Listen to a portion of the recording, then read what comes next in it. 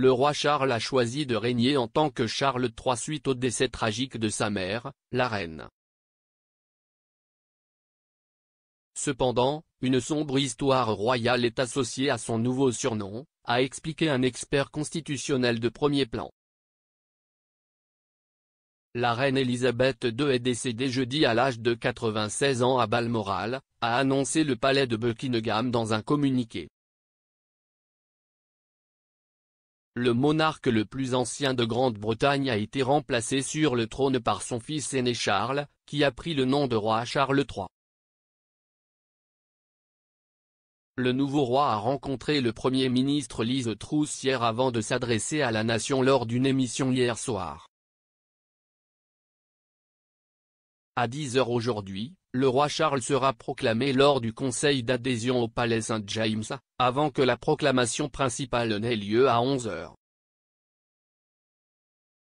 Alors que le fils de la reine se prépare à régner en tant que roi Charles III, la sombre histoire royale derrière son choix de nom a été analysée par le Dr Robert Morris de la Constitution Unie de l'University College London. L'expert constitutionnel a expliqué certaines des connotations négatives autour du nom Charles en raison des deux précédents homonymes du nouveau roi. S'adressant à express.co.uk à propos de la succession, il a déclaré « L'un de ces te fait couper la tête ». La conduite personnelle du second n'avait rien d'extraordinaire pour ta grand-mère. Mais la dynastie Stuart n'a pas été l'une de nos plus prospères, pourrait-on dire. Certaines personnes saines se souviendront et s'y est une raison pour laquelle il aurait pu envisager d'utiliser un nom non Stuart pour ainsi dire. Mais d'un autre côté, il a été connu sous le nom de Charles toute sa vie particulièrement longue jusqu'à présent. Le docteur Morris a ajouté que le monarque de 73 ans avait peut-être choisi de conserver son nom actuel car le nouveau roi était un peu plus âgé. Charles Ier, également connu sous le nom de Charles Stuart, était un personnage extrêmement controversé, notamment en raison de sa tendance à gouverner sans le soutien du Parlement, qu'il a dissous à plusieurs reprises. Il a finalement été décapité après avoir été reconnu coupable de trahison et qualifié par le tribunal de tyran, traître, meurtrier et ennemi public.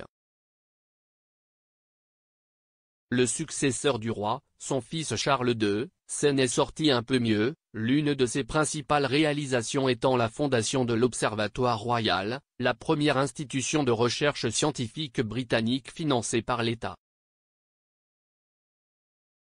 Cependant, le règne du roi était encore mouvementé comme celui de son père, en raison d'un accord secret qu'il a signé avec le roi Louis XIV de France, de son offre de se convertir au catholicisme et d'autres activités louches. Le docteur Morris a affirmé que le roi Charles disposait de nombreuses options s'il avait voulu se distancer de l'histoire. Il a dit, il a le choix sur cela. Il avait plutôt beaucoup de prénoms à considérer pour ainsi dire. Le roi, dont le nom complet est Charles-Philippe Arthur George, n'est pas le premier monarque de l'histoire royale britannique à changer de nom.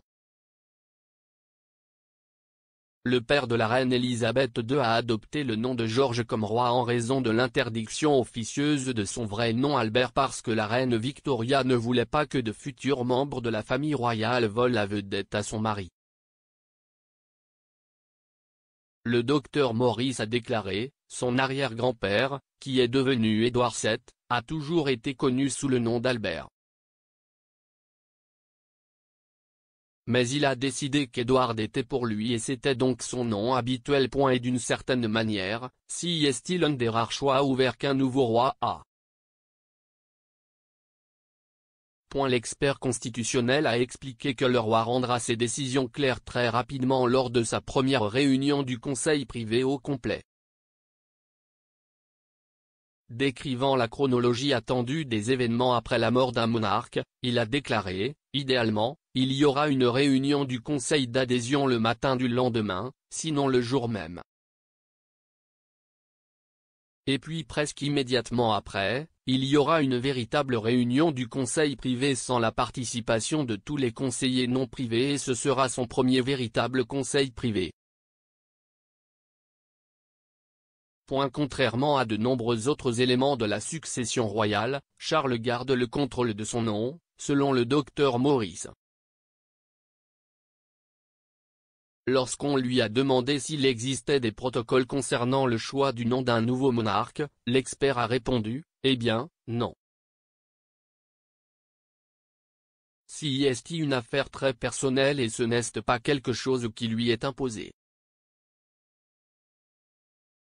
Il ne serait pas obligé d'en parler au Premier ministre. Je ne pense pas qu'il le ferait, mais il pourrait. »